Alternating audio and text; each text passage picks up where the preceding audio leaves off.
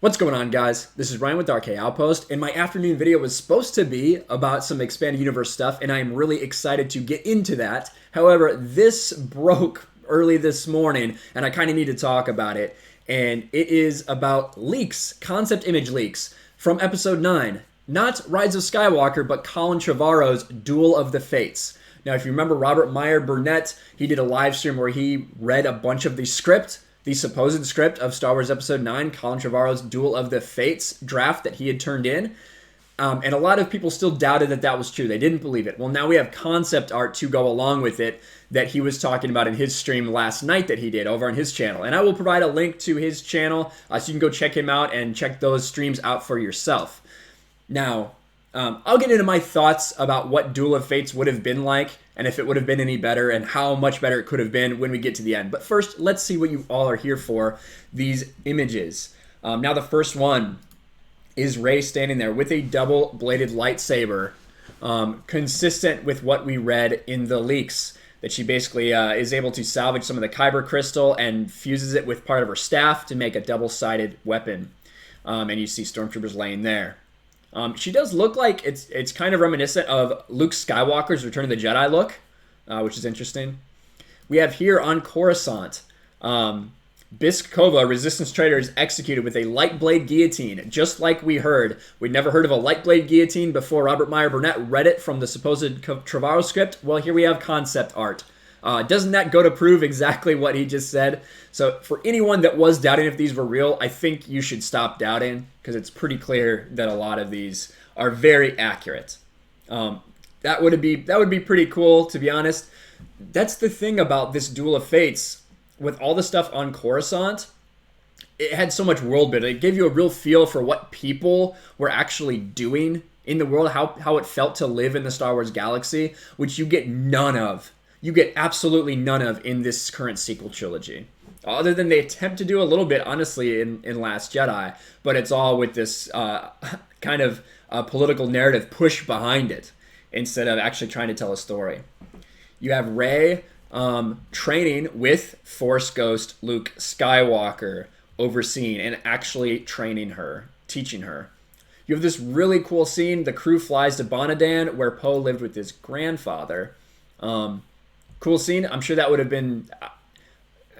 looked cool. Who knows what it would have been when it actually translates to on screen. And we know that concept art is just that. We saw Rise of Skywalker concept art. Some of it didn't look anything like the original movie was filmed. So you kind of do have to take it with a grain of salt what it would actually look like. However, the plot points are here.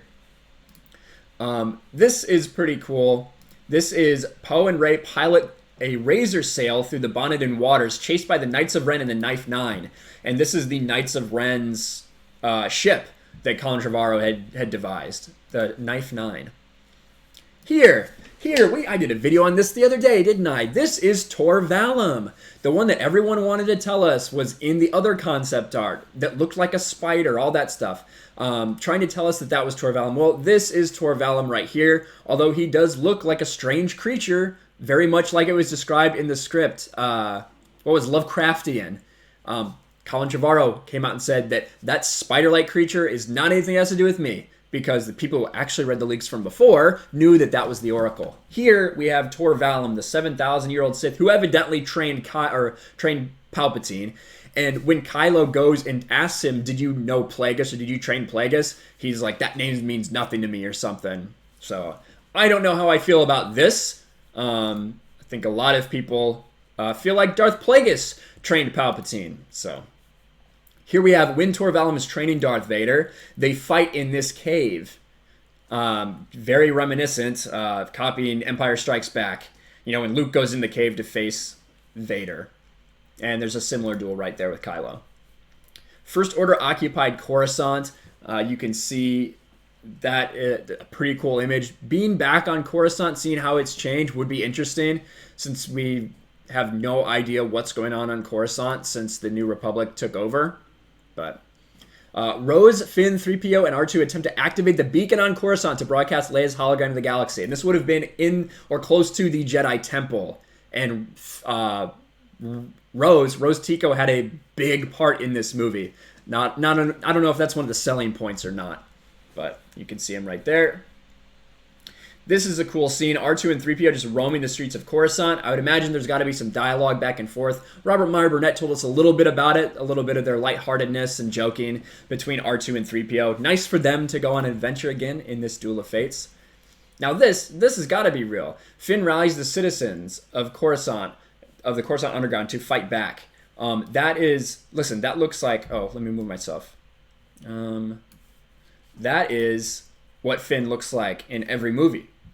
John Boyega's always screaming. So that definitely makes sense. And you can see them fighting. That's part of it is Finn helps organize a resistance in Coruscant, an uprising of the citizens, the downtrodden citizens that are being oppressed by the First Order in this Duel of Fates. Rey faces a monster outside the Forest of Mortis, and it all does take place and culminate on Mortis, bringing back that Clone Wars arc, if you're familiar with it. Again, underground in Coruscant, citizens paint and prepare old walkers that they found. They salvaged a bunch of old, Imperial era equipment to fight with. And then again, defected stormtroopers and Coruscant citizens cheer around old First Order painted walkers. Stormtroopers prepare for battle against Coruscant citizens. There you go. Look at them. They're ready to fight. Now, this is a moment that I think would have got a lot of people. In the Battle of Coruscant, R2 is destroyed. R2's head is scorched. A motion like we've never seen before from 3PO. Finn is speechless. He is crushed by it all. Chewie takes R2's scorched shell onto his back. And there you go. And I think, listen, I think that, let me get you so you can actually see R2 there, sorry. That would have been an incredibly powerful scene. And to be honest, what is R2 doing in this sequel trilogy? He's not doing anything. He literally doesn't do anything. He was in the Falcon for them to transfer that data that took forever to do, that really didn't need to be done, and then he just hung around while Leia died. And I think that R2 could have been such a bigger part of this story, and then he could have had a meaningful sacrifice. Not that I want R2-D2 to die, but think of how powerful and what that could have meant if they had actually killed someone important like that. Like a shitty death for Han, a crappy death for Luke, a fake death for Leia. Like, imagine. That would have been incredibly emotional. Rey and Kylo fight at the peak of the temple on Mortis, with Kylo's new mask visible. So they fight again.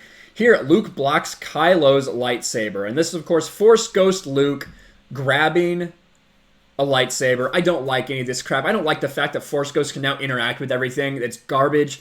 People are saying, whoa, it was really never defined. Obi-Wan Kenobi said, Luke, if you go to face Vader, I cannot help you. That is what he said. That means to me that in Star Wars, we have it established that Force Ghosts cannot intervene in the physical world. That's clearly what that means. You can spin it however you want, but the fact that Force Ghosts are interacting with things is garbage. That's bottom line it. Now, we would have more of that here, but hey, it's Star Wars canon now. Disney Star Wars canon that Force Ghosts can just do anything. Why even be alive, to be honest, if you can use a Force, if you can just be a Force Ghost and do anything anyway? Doesn't make sense. Once it becomes clear the First Order is losing the battle, you have General Hux right here, who had become like Supreme Commander. He has some title. Commits seppuku. He Epstein's himself with a lightsaber. Would have been a pretty cool scene, I suppose. And then we have Leia and BB-8, possibly Leia recording the hologram. A recreation of Episode 4. Again, it would have been really hard to do without a current Leia. Without a Carrie Fisher that was able to record a scene. So I'll let you see that there. I didn't even pull up this one. There you go. General Hux offs himself. But those are all of the leaks of the images from Duel of the Fates. Like we said, it pretty much proves that the Colin Trevorrow script is real. For anyone that doubted before that, for anyone that doubted Robert Meyer Burnett, it's real. Now, whether this would be a better movie, like I said, and I've covered this a couple times, one, I will link my Geeks and Gamers video below as well, where I cover a good portion of what the plot would have been. So you guys can check that out if you're not familiar with it. I think it would have been a more coherent movie. It feels like it would have been a little better. Who knows? We just have a script, a draft of a script that could never have gotten through, and we have concept art. I feel like it would have been better than The Rise of Skywalker, but ultimately, this sequel trilogy has a fatal flaw, and it's the fact that Disney Lucasfilm created a world and they created characters that no one has any attachment to, that no one cares about. Force Awakens was a house of cards that was built on nothing. It was built on nothing. There was no world building, nothing. And these characters were bland and boring. Then Last Jedi did what Last Jedi did. I don't know if there's a way they could have salvaged this sequel trilogy. I do think a lot more people would have liked this movie than liked Rise of Skywalker. However, I still don't think that it would have made a satisfying conclusion to the sequel trilogy at the end of the day. That's just what I think. I think a lot of people would like to have this be so much better than what we got. That's what they imagine in their heads, and maybe that's true. Personally, I just think that... let's see. This will be a little crude, but the way I described it to someone, they're like, yeah, but it's better than Rise of Skywalker. I said, yeah, well, piss is better than shit. That's kind of the way I feel about it. I do think Colin Trevorrow cares a lot more about Star Wars than J.J. Abrams does. I just don't know if there's much he can do with the story he had to tell. That's kind of my opinion. But what do you guys think about this concept art? Again, I wasn't planning on making this. I was going to make my Expanded Universe video, but that needed to get pushed to the afternoon because this is kind of breaking news. But that'll be coming out later. Tell me what you think about all this concept art. If it finally proves to everyone who still thought that Robert Meyer Burnett was lying, or maybe he got a script from somewhere else, that it's actually true. Make sure you smash the like button, subscribe to the channel, share this video out there, ring the bell for notifications, and I'll talk to you guys later. Thanks for watching, everyone. And a huge shout out to my patrons. I appreciate you guys so much. Want to follow me on Twitter or Instagram? Check out the description below. You'll find links to my P.O. box and my Patreon as well. And I'll talk to you guys later.